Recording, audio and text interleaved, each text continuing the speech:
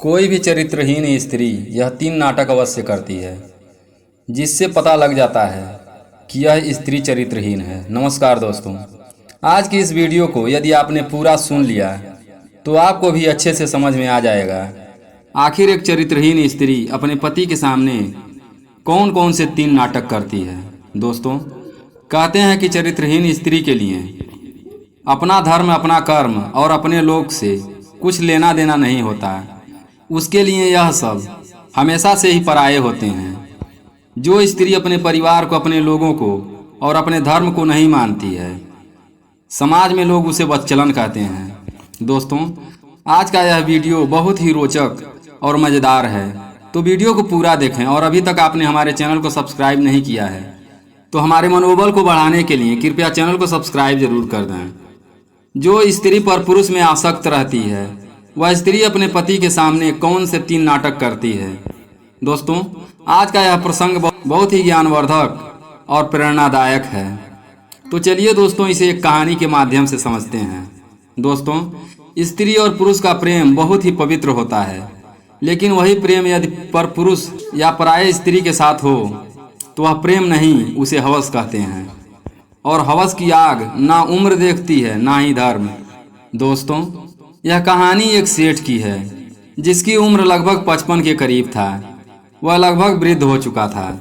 अपने जीवन की आधी आयु को वह सेठ जी चुका था, लेकिन इतना उम्र होने के बावजूद भी उस सेठ का विवाह नहीं हुआ था।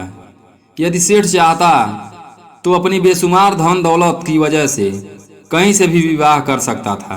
लेकिन दोस्तों, यह सब तो आप भी जानते हैं कि मनुष्य का भाग्य और दुर्भाग्य ऊपर वाले के हाथ में होता है। विधाता किसी भी मनुष्य के भाग में जो लिख देते हैं वह होकर रहता है। इसी तरह इतना उम्र बीतने के बाद भी उस सेठ का अभी तक विवाह नहीं हुआ था, और इसी वजह से सेठ हमेशा बहुत परेशान रहा करता था। और जब सेठ 55 वर्ष की आयु पूरा कर चुका तो सेठ को बहुत चिंता होने लगी। सेठ सोचने लगा कि मेरे पास बहुत सारा धन है, धन दौलत की मेरे पास कोई कमी नहीं है, खूब सारा मेरे पास पैसा है और मैंने अपने जीवन में केवल धन ही कमाया है। परंतु अब मेरी आधी उम्र बीत चुकी है। अब मेरे मर जाने के बाद मेरे इस धन दौलत को कौन संभालेगा? आखिर इसका असली हकदार कौन बनेगा? फिर इसी तरह गांव के कई बुद्धिमान लोगों से सेठ ने जब चर्चा की, सेठ की उस चर्चा को लेकर उन बुद्धिमान लोगों ने, उन वरिष्ठ लोगों ने सेठ को अच्छे अच्छे रिश्ते बताए और सेठ से कहा कि तुम विवाह कर लो, और विवाह के बाद में जब तुम्हारे कोई पुत्र या पुत्री होगी तो वही तुम्हारे इस पूरी जायदाद के असली हकदार बनेंगे। सेठ के पास धन की कोई कमी नहीं थी, तो सेठ अपने विवाह योग्य लड़की देखने के लिए चला जाता है। जब लड़की के घर सेठ जाता है और अपनी वधू को देखता है तो सेठ की पत्नी करीब 20 साल की एक नई युवती थी। दरअसल उसके बाद में सेठ उस लड़की को देखकर प्रसन्न हो जाता है और विवाह करने के लिए तैयार हो जाता है। फिर इसी तरह उस युवती का उस वृद्ध सेठ से विवाह कर दिया जाता है। इसके बाद में उसने युवती से विवाह करके अपने घर ले आता है।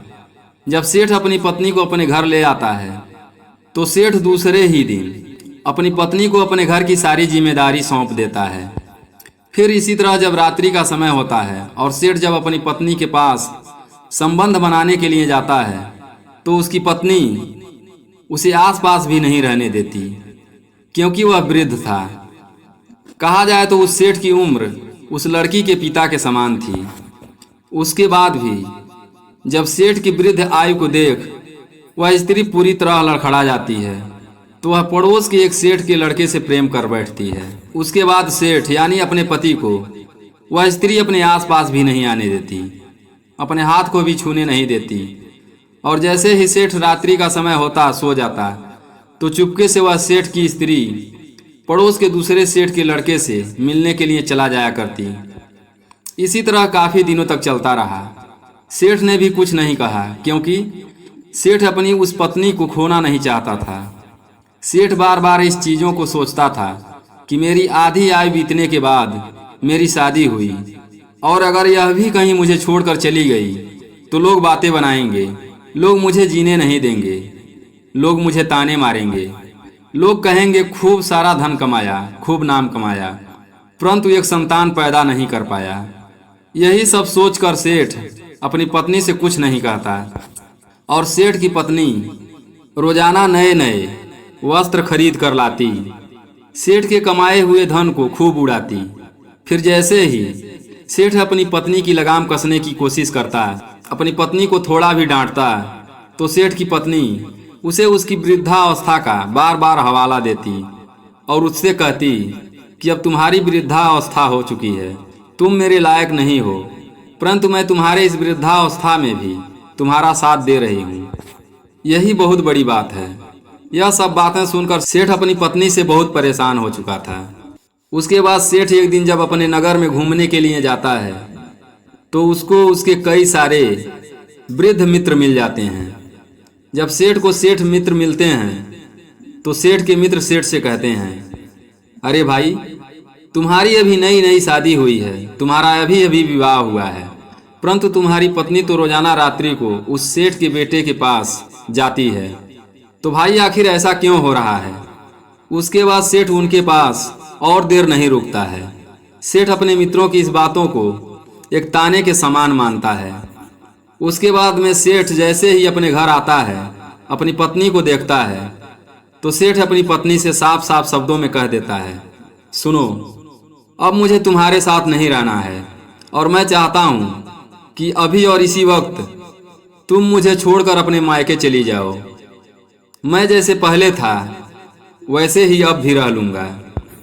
मैं केवल तुम्हें अपनी संतान को इस दुनिया में लाने के लिए लाया था, अपने इस वंश का वंशज चलाने के लिए लाया था, परंतु तुम मेरी इस विवाह करने की सबसे बड़ी गलती का फायदा उठा रही हो। उसके बाद वह सेठ अपनी उस बदचलन पत्नी को वहां से भेज देता है और अपनी सारी जमीन जायदाद गरीबों में बांट देता है और फिर सादा जीवन जीने लगता है और भगवान की भक्ति करने लग जाता है।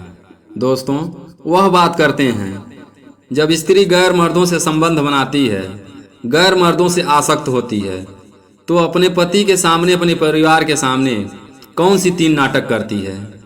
तो पहला, जो स्त्री गैर मर्दों से संबंध रखती है तो वह पराये मर्द को अपने घर वालों के सामने, अपने पति के सामने कोई रिश्तेदार या भाई बनाकर पेश कर देती है, क्योंकि उसे केवल अपने प्रेमी के बारे में ही सोचता है, अपने धर्म के बारे में नहीं सोचता है। दोस्तों, किसी ने सत्य ही कहा है, जो स्त्री पर पुरुष में आसक्त रहती है, जो वेश्या रूप धारण करती है, वह धर्म कर्म सब कुछ भूल जाती है। दूसरा है, जो स्त्री पर पुरुष में आसक्त होती है, वह बार बार अपने घर से बाहर जाने का नाटक करती है, अपने पति अथवा अपने परिवार से झूठ बोलती रहती है।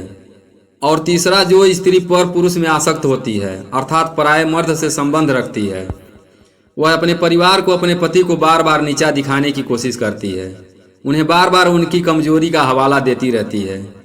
ऐसी स्त्रियां अपने पति को नपुंसक, हिजड़ा या तुझमें दम नहीं है ऐसे शब्दों का प्रयोग करके अपने पति के अंदर मानसिक बीमारी पैदा कर देती हैं, जिससे वह पति अपने मन के भीतर से बीमार हो जाता है। तो दोस्तों, यह थे 3 नाटक जो कि चरित्रहीन स्त्री अवश्य करती हैं। तो दोस्तों, आशा करता हूं कि यह कहानी आपको अच्छी लगी होगी। तो वीडियो को लाइक करें, चैनल को सब्सक्राइब करें और कमेंट में कुछ भी प्यारा सा लिखकर इस वीडियो को अपने दोस्तों के साथ ज़्यादा से ज़्यादा शेयर करें। फिर मिलते हैं एक नई कहानी के साथ अगली वीडियो में। तब तक के लिए अपना ख्याल रखें, हमेशा खुश रहें। हमारे साथ वीडियो में अंत तक बने रहने के लिए धन्यवाद।